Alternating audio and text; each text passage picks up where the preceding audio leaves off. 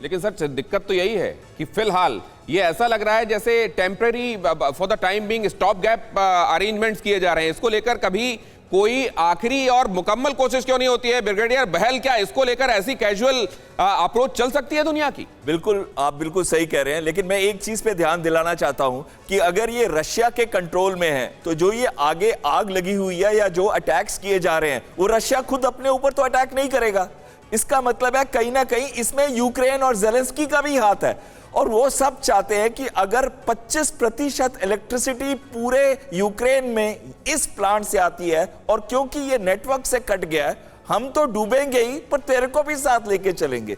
पर इसका इफेक्ट किस पे पड़ेगा? इसका सबसे ज्यादा इफेक्ट पड़ेगा यूक्रेन पे, क्रीमिया पे, और उसके बाद पड़ेगा बेलारूस, रशिया, और हो सकता है अपने वेस्टर्न साइड के जो देश हैं यूरोप के, उनके ऊपर पड़ेगा। तो कहीं ना कहीं दोनों देशों को समझना है, यूक्रेन को भी समझना है और रशिया को भी समझना है, और दोनों को किसी स्थिति में लेके आना है कि कम से कम ज़ैपोरिज़िया के पास अटैक्स। सर, आपकी इस बात पे मैं आपको एक चीज पूछना चाहूंगा। एयर कमोडोर बहल बहुत महत्वपूर्ण बात कह रहे हैं कि किसके ऊपर इल्जाम, ये फॉल्स फ्लैग ऑपरेशन का इल्जाम लगेगा क्या यूक्रेन के ऊपर या रूस? क्योंकि ये कहा जा रहा है, यूनाइटेड नेशंस ने भी कह दिया है कि इसको विसैन्यीकरण इसका होना चाहिए, यहां से कम सेना को हटाया जाना चाहिए। जेके त्रिपाठी सर, जब नौबत आएगी अगर कुछ यहां हो गया तो क्या इस तरीके से एक दूसरे की तरफ उंगली उठाए खड़े रहेंगे ये लोग, और रूस को ही इसमें मान लिया जाएगा क्योंकि वेस्टर्न कंट्रीज का सबका ओपिनियन रूस के खिलाफ है, या फिर इसमें ये दुनिया पता ही नहीं कर पाएगी कि गलती किसकी थी?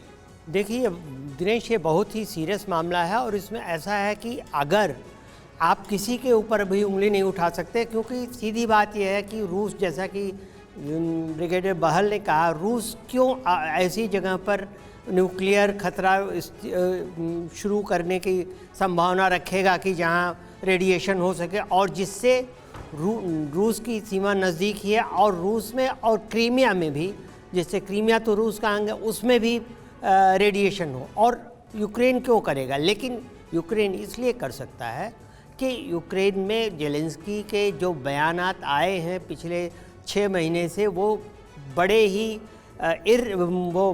बड़े ख़राब किस्म के रहे हैं, सुसंगत बयान नहीं रहे हैं, कभी कुछ बोल देते हैं, कभी कुछ बोल देते हैं। इसमें भी आप देखिए, इसमें भी जो आग लगी वो पिट में आग लगी थी, उसके बाद उसको बुझा दिया गया था।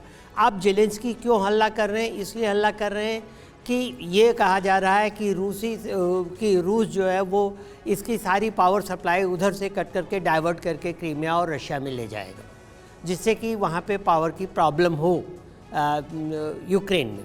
तो अब खैर गनीमत है, मैं नहीं मानता कि दुनिया ऐसे देखती रहेगी, लेकिन यह है कि अब IAEA के अध्यक्ष ने भी कहा है, राफेल ग्रोसी ने, कि वो अगले हफ्ते जा सकते हैं, क्योंकि अब दोनों देशों के बीच में ये सहमति हो गई है कि रूस की ओर से वो जाएंगे, IAEA का डेलीगेशन जाएगा इंस्पेक्ट करने, और वो डेलीगेशन जा करके। सर, यही तो हम समझना चाह रहे हैं कि ये तो बहुत पहले से चल रहा है, ये बयान, ये स्टेटमेंट्स, ये दौरों की बातें, परमिशन, मंजूरी, ये बहुत पहले से चल रहा है, लेकिन इसमें से ज्यादातर क्या सिर्फ वॉर टूरिज्म हो रहा है? ज़ैपोरिज़िया को लेकर वहां घूमने का दौर ज्यादा चल रहा है, या उसके खतरे को भी समझा जा रहा है? अमिताभ जी, इनके छोटे बच्चे रहते हुए भी ये हर महीने 50,000 कमाती हैं। घर से ही कैंडल मेकिंग बिजनेस करती हैं।